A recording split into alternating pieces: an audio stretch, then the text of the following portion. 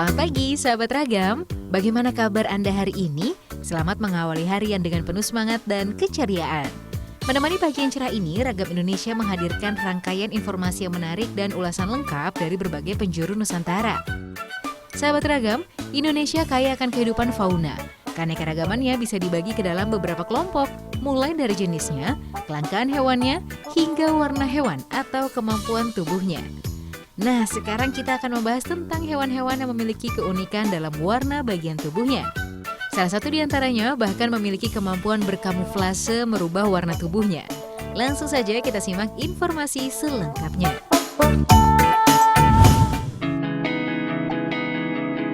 Hewan yang pertama adalah burung gagak.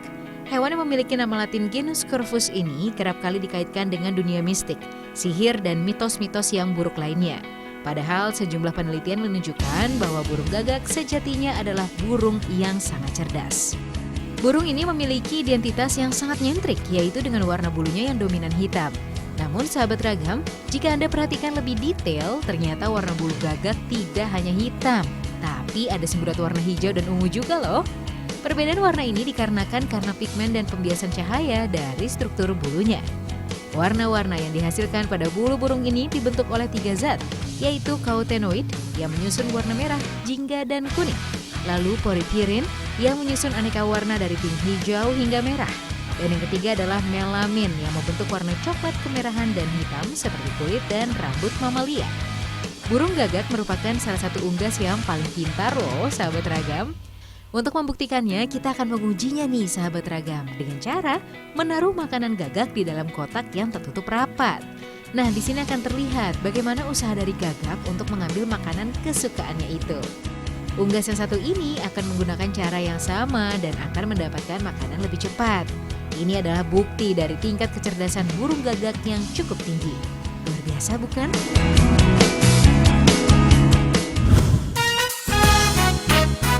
Selanjutnya, ada burung yang memiliki kaki berwarna biru.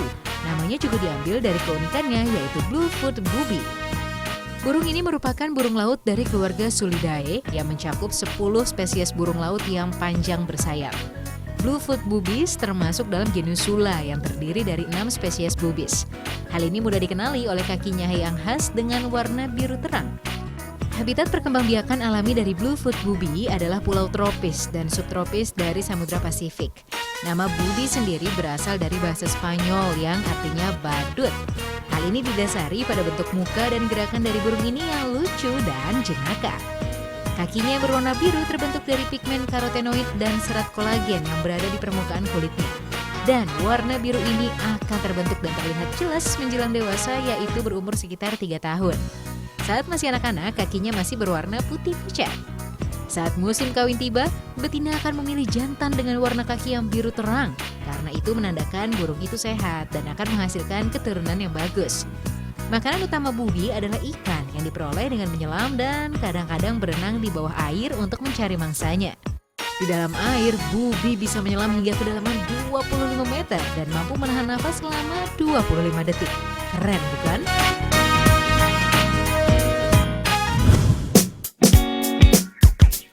Berikutnya ada hewan lucu dan menggemaskan, yaitu landak mini. Landak mini yang satu ini memiliki kelainan warna kulit atau biasa disebut albino.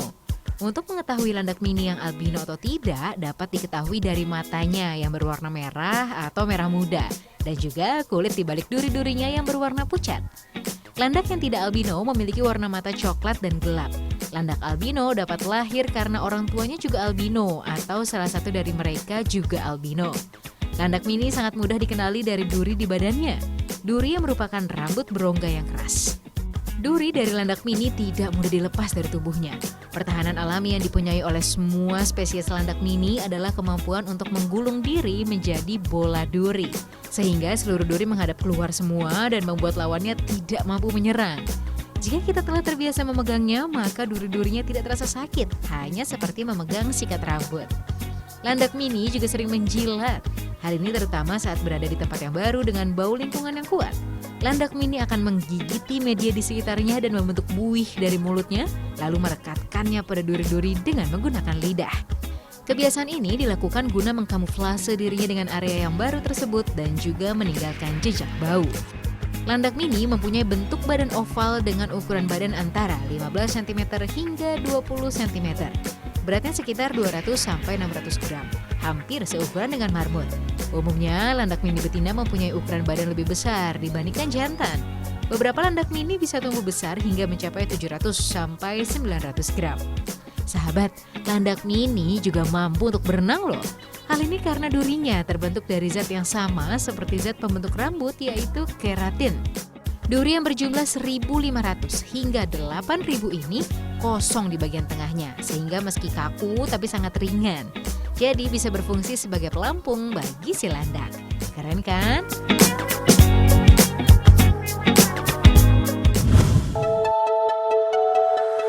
Terakhir, ada hewan laut yang memiliki kemampuan untuk mengkamuflase dengan lingkungannya. Ya, inilah sotong. Hewan ini dapat ditemukan di hampir semua perairan yang berukuran besar, baik air tawar, air payau, maupun air asin pada kedalaman bervariasi, dari dekat permukaan hingga beberapa ribu meter di bawah permukaan. Sotong seringkali disalah tafsirkan sebagai cumi-cumi. Keduanya berbeda karena sotong bertubuh pipih, sementara cumi-cumi lebih berbentuk silinder. Selain itu, cangkang dalam sotong tersusun dari kapur yang keras, sedangkan pada cumi-cumi lunak. Sotong ini memiliki kemampuan untuk mengubah warna kulitnya dan menyesuaikan dengan lingkungan sekitarnya. Mirip dengan bunglon yang ada di daratan, sehingga sotong sering dijuluki bunglon laut. Perubahan warna pada kulit sotong dilakukan apabila dia sudah merasa terancam. Sotong akan mulai berubah warna untuk menakuti lawannya. Sahabat Ragam, perubahan warna pada sotong tak hanya dilakukan untuk perlindungan diri saja, namun untuk berkomunikasi antar sesama sotong, seperti menarik perhatian betina, perlindungan dari sinar ultraviolet, menjaga dari suhu dingin, dan tentunya untuk mencari mangsa. Nah, sahabat Ragam, kira-kira apa ya yang membuat sotong mampu berubah warna seperti ini? Tubuh sotong mengandung 200 sel pigmen kromatofora. Sel inilah yang memproduksi warna merah, kuning, coklat, dan hitam. Pigmen kromatofora sotong dikendalikan oleh otot-ototnya. Ketika badan dan otot hewan ini sedang santai, maka warna kulitnya terlihat lebih cerah dan bintik hitamnya mengecil. Tapi jika badan otot sotong digerakkan, maka warnanya akan berubah dan bintik hitamnya juga membesar. Jadi perubahan pigmen kromatofora ini tergantung pada lingkungan dan kondisi sotong sendiri. Luar biasa bukan?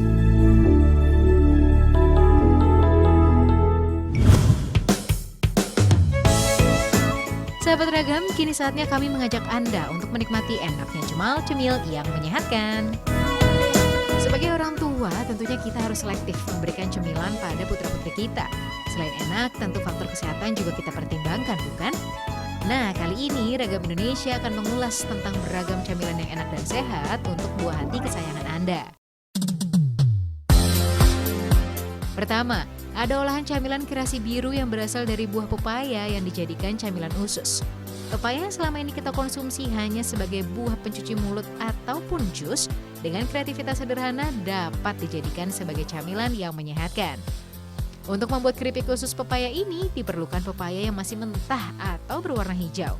Umurnya sekitar 14 hari sebelum berwarna kemerahan. Lalu potong memanjang pepaya yang sudah bersih. Hal ini untuk memberikan bentuk dan ukuran yang sama pada keripik usus. Seluruh bagian buah pepaya akan dimanfaatkan sebagai keripik usus kecuali bagian bijinya. Potong pepaya dengan cara diserut hingga mendapatkan hasil irisan pepaya yang tipis dan memanjang. Proses selanjutnya, rendam potongan pepaya ke dalam air panas selama 1 hingga 2 jam. Hal ini dimaksudkan agar getah yang masih menempel pada pepaya bisa hilang. Kemudian letakkan potongan pepaya di kaki bambu secara sejajar atau berderet. Jangan diletakkan bertumpuk karena menghambat proses pengeringan.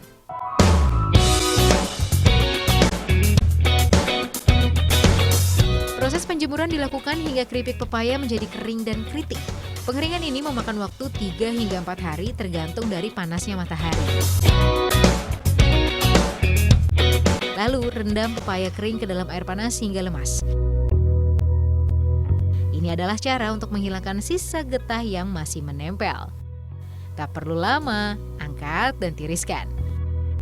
Untuk menghilangkan kadar minyaknya, masukkan keripik pepaya ke dalam mesin spinner. Setelah mesin menyala, sisa minyak yang berada dalam keripik pun keluar. Dan kini keripik usus pepaya siap untuk Anda santap. Menurut penelitian dari Lembaga Ilmu Pengetahuan Indonesia atau LIPI, pepaya yang masih muda memiliki kandungan kalsium dan serat yang tinggi. Sementara kandungan enzim pada pepaya muda ternyata 2 kali lipat dibandingkan dengan pepaya yang sudah masak. Nah, selain rasanya yang enak, keripik pepaya ini cocok dijadikan cemilan bagi putra-putri Anda di rumah. Enak bukan?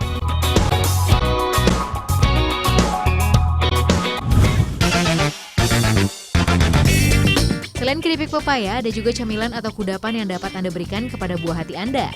Inilah roti pelangi.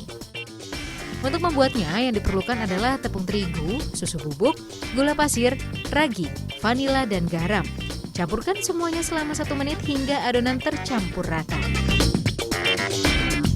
Tambahkan susu putih cair selama adonan dicampur.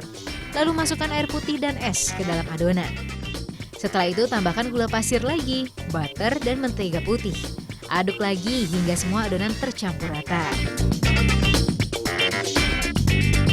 Setelah adonan jadi, lalu diberikan pewarna adonan yang tentunya aman untuk dikonsumsi. Adonan diberi 5 warna dan diuleni seperti halnya pelangi. Adonan diberi warna pink, kuning, hijau, biru, dan ungu. Lalu pipihkan adonan dengan ditekan seperti ini dan tumpuk adonan mulai dari pink hingga warna ungu.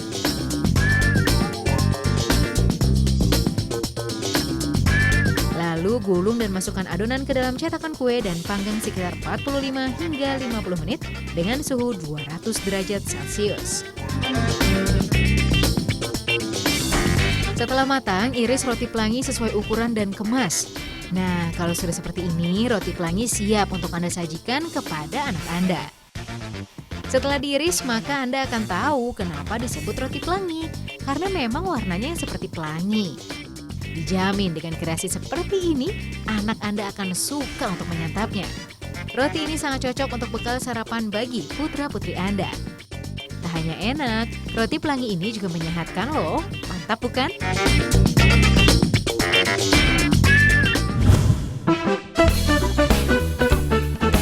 Nah, sahabat ragam, satu lagi nih camilan yang menyehatkan.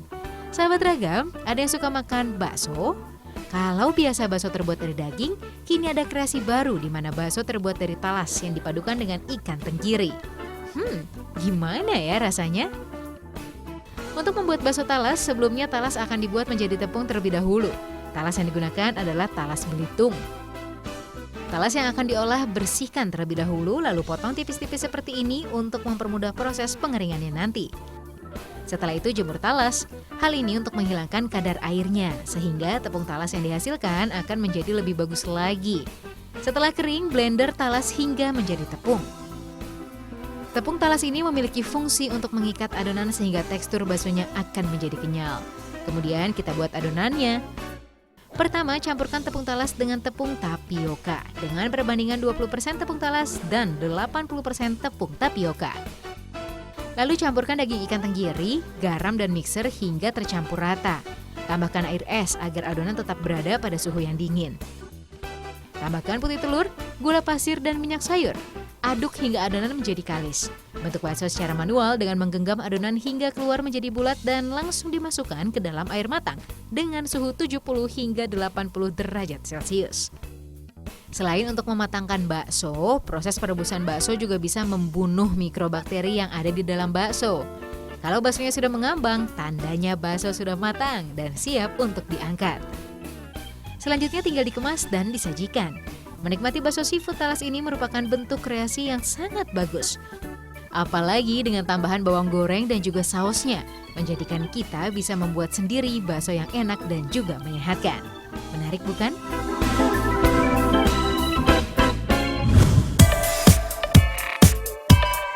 Sahabat, aksesoris merupakan sarana pelengkap penampilan. Nah, informasi beberapa aksesoris berikut ini dijamin akan membuat penampilan Anda menjadi ciamik. Karena aneka aksesoris ini tidak hanya unik tapi juga menarik. Seperti cantiknya aksesoris sepatu yang terbuat dari kain tenun dan juga indahnya jam tangan dari tulang. Nah, tak perlu berlama, langsung saja kita simak informasinya. Sahabat ragam, bagi Anda yang suka koleksi berbagai macam jenis sepatu, cocok sekali untuk menambah koleksi sepatu Anda dengan sepatu kain tenun yang satu ini. Ini merupakan produk asli anak negeri yang dihasilkan dari kreativitas perpaduan kain tenun khas Nusantara dengan mode yang dipasangkan pada sepatu. Untuk membuat sepatu kain tenun, pertama kita harus membuat polanya terlebih dahulu. Bahan yang digunakan untuk membuat pola adalah lakban putih, lalu digambar sesuai dengan ukuran. Pola yang telah digambar lalu ditempelkan ke bahan kain tenun. Pola gambar ini akan menjadi patokan untuk menjahit dan memotong bahannya. Setelah kain tenun dipotong sesuai pola, lalu rekatkan dengan busa menggunakan lem latex. Busa ini gunanya agar bagian dalam sepatu akan empuk saat digunakan. Rekatkan setiap potongan busa dan potong sesuai dengan pola yang ada. Selanjutnya adalah proses penjahitan. Setiap pola yang ada dijahit agar sepatu kuat. Setelah itu dirapikan. Untuk sepatu laki-laki buat lubang untuk tali sepatunya. Lalu buat alas bagian bawahnya. Hal ini untuk mengeraskan dan mempertebal bagian alas. Setelah dipotong, rekatkan bagian alas pada bawah sepatu dan pasang bagian atas sepatu pada model. Terakhir masukkan insole atau alas bagian bawah sepatunya. Setelah itu, pastikan semua bagian sepatu rapi dan erat. Nah, sepatu sudah siap untuk dipakai dengan gaya yang modis. Sepatu tenun ini tak kalah modis dan trendy loh, sahabat ragam. Selain hasil karya anak negeri, sepatu ini ternyata sudah mampu merambah pasar internasional. Hebat kan?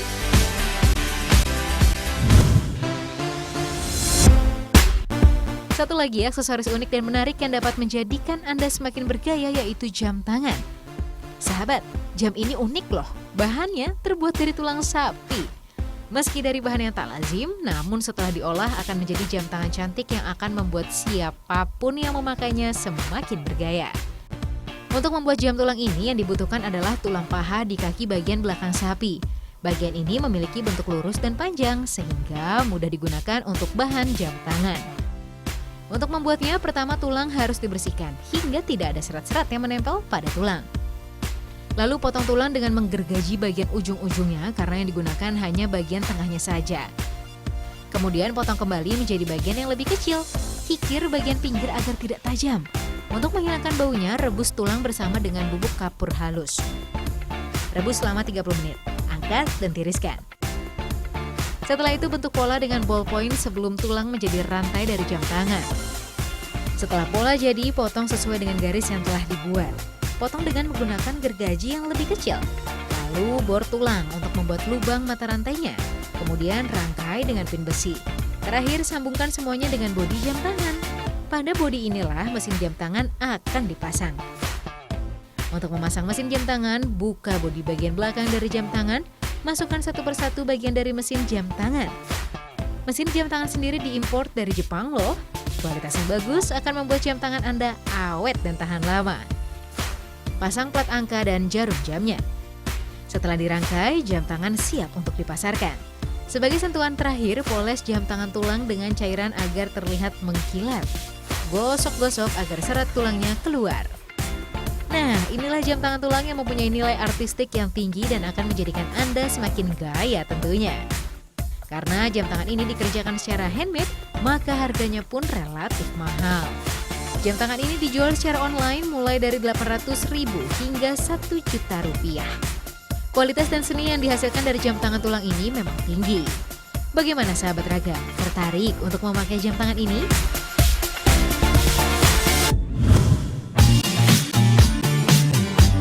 Sahabat ragam jangan kemana-mana ya, karena setelah ini masih ada yang menarik untuk Anda saksikan.